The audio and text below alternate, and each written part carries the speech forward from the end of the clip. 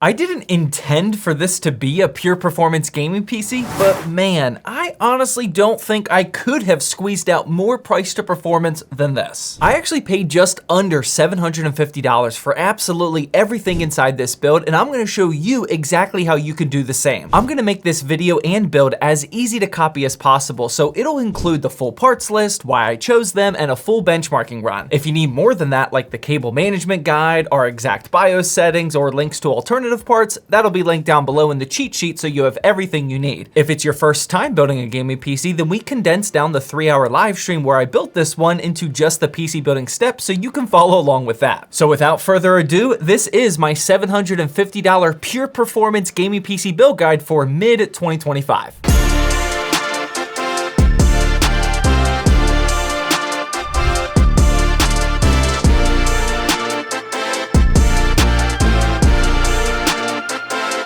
Alright, so starting with the CPU, this one's honestly a tough debate for this price range in 2025. As much as I'd love to go with AM5 for every single build, if you want to squeeze out the most price to performance, we probably should still stick to AM4 for just a bit longer, at least in this price bracket. This is the Ryzen 5 5600X, which I bought used off Jabra actually for $95, and the reason I did this is because not only does this pair really nicely with our GPU, which we'll talk about later, but it also lets us save more money for that GPU. I had a bit over $300 to spend on my GPU budget, but if I would have went with AM5 with like a Ryzen 5 9600X for $190, plus the more expensive motherboard and DDR5 RAM, my GPU budget would have probably been cut in half. There are obviously some big benefits of going with AM5, such as the better architecture and way better future-proofing options, but for a pure performance style of build, I want to spend as much on the GPU as possible, as long as we're not bottlenecking it, of course, which the 5600X certainly is not because it's still a pretty fast 6-core CPU. I'll have a link to where I grabbed this on Jabra down in the description, along with every other part I'm talking about today. And real quickly, what's also linked down there is the sponsor of today's video, Corsair, and specifically their new Frame 5000D case. This is a premium upgraded and bigger version of their new Frame 4000D, now capable of holding a 420mm radiator, and it includes all the additional benefits such as the compatibility for reverse connection motherboards, swappable front panel designs, and a whole lot of solid options to get that Instagram-worthy cable management. These new Frame series cases are also all about modularity, which allows you to customize and configure the case exactly how you want. Modders and painters will absolutely love the flexibility. It's also super easy to build inside of, even for first-time PC builders, and I'll have a link to where you can check it out at the very top of the description. Thanks again to Corsair for the sponsorship, but now let's get back to our parts list. Next up is the motherboard, and this is the MSI Mag B550 Tomahawk, which I also grabbed used off eBay this time for only $80. This is honestly probably the best deal possible for an ATX-sized AM4 motherboard right now because they've been ramping up in price, unfortunately. $80 by itself is already screaming good value, but especially because this Tomahawk model is actually pretty solid and it's on the B550 chipset, which is exactly what we want. What we'll also want is a 32GB solid RAM kit, and this Clev Bolt X 3200MHz kit is great without breaking the bank. I've been using Clev RAM for a while now, and even though it's not rocking a signature brand name, if you've been in our community for a while, you'll know that this is an affordable brand that you can trust, and I honestly can't even think of a time where I've ever had an issue with them. Very good price to performance for only $44. I also stuck with Clev for the SSD, and this is their Kras C910 1TB NVMe Gen 4, which only costs $54 brand new on Amazon. This one I'm not gonna rattle off long about because I've talked about it in probably the last 5 or 7 videos, maybe more. It's simply fantastic for the price. I love the removable heat shield, and it's consistently the cheapest available Gen 4 SSD that's pretty reliable. And to polish off this motherboard prep, we have to keep the 5600X nice and cool, especially since it is an X model, which will ramp up higher and give us faster clock speeds if and only if we keep it cool. And this is the ID Cooling SE214 XT Black. This one costs $19 brand new on Amazon, and it's been a staple for budget builds for a few years now. It's not as clean as my preferred A410 Frozen model, but to keep this build under $750, I had to go with this one. We'll see in the upcoming benchmarking section that it had no problem problems cooling the 5600X. Moving along here, next up we get to the power supply, and this is the MSI Mag A650BN, which I paid $65 for brand new off Amazon. We couldn't go with a lesser wattage for this GPU choice today, but still, for this kind of money, this is probably as good as it gets unless you find a really good deal. It's an 80 plus bronze, non-modular, tier C rated unit, and if you don't already know, you can check out the new and improved PSU tier list over on zttbuildhelp.com totally for free. In general, tier C units are fine for PCs under $1,000 in my opinion, but anything above that or with an RTX 40 or 50 series GPU, you'll want a tier B or tier A. We're also not using cable extensions since that would go against that pure performance mindset, although they definitely would have made it look a bit cleaner, which I do recommend doing if you aren't on a super strict arbitrary budget cap like I am. If you do want to buy them, then I personally go with the all black 16 gauge Asia Horse or Okonos extensions, which will look super slick. Now next up, let's talk about the case, and I'm just gonna say it right now, I don't even know why, but for some reason, the brand name just sounds inappropriate. This is the Feufgen M1 Black and Walnut case, which is ATX size and rocking 4 ARGB pre-installed fans. The Feufgen, ladies and gentlemen,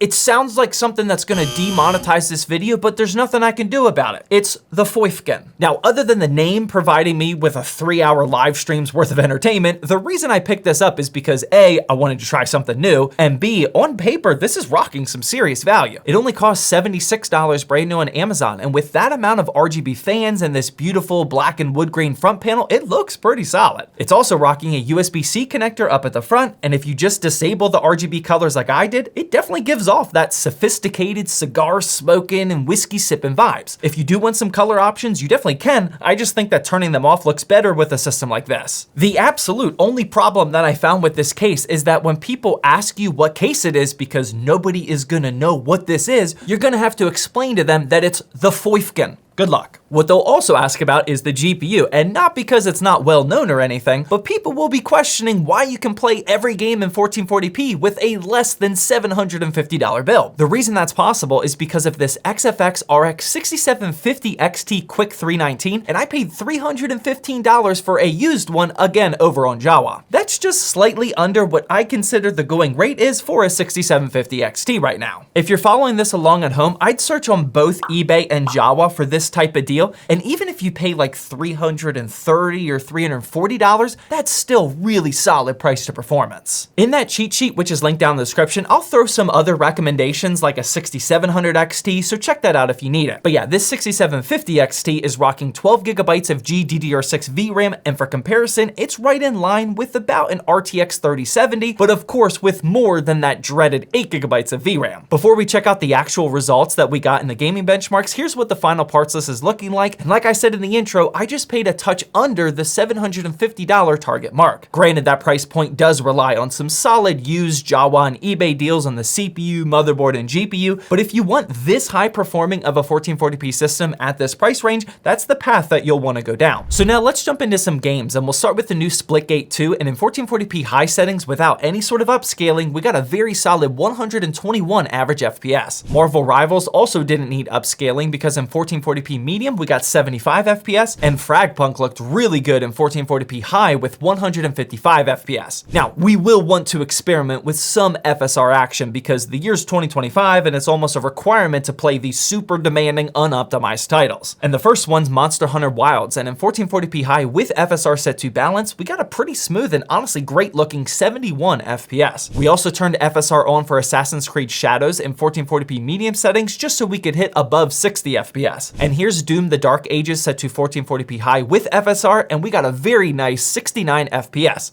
Here are the rest of the games that we tested, and yeah, as you can see, every game is up there at playable frame rates in 1440p. And if you want to see a longer full gaming benchmarking run so you can see what these individual titles look like, the link for that video is down in the description and on the ZTT Extras channel. We've actually been releasing all sorts of content over there lately, such as the condensed down live streams, these full benchmarking videos, funny clips from the live streams, and even a gaming art piece that I just worked on. If you want to drop a sub over there as we're trying to push to hit 100,000 subscribers, that would be much appreciated. Now, the other thing we definitely want to take a look at is the cooling performance, specifically with the 5600X underneath this ID cooling CPU cooler, as well as the 6750 XT inside the Wolfgang. Here's Fortnite running at 1440p Pro settings above 200 FPS, and as you can see, both the 5600X and 6750 XT are at a very impressive low 60 degrees. Here's Rust, where I finally convinced our benchmarker Sam to do something more interesting than just smashing rocks every single time, and both the CPU and GPU are at or below 60 degrees. And in Black Ops 6, where the GPU load percentage is at 99% the entire time, it was still staying under 60. So yeah, this was a sneaky, absolute peak price to performance build, and as long as you're willing to buy used components, it's very easy to copy and build for yourself. Absolutely every resource you need will be linked down in the description, including that cheat sheet. And if you want to see how spending $100 more and only using new parts looks, then that video is on the screen right now.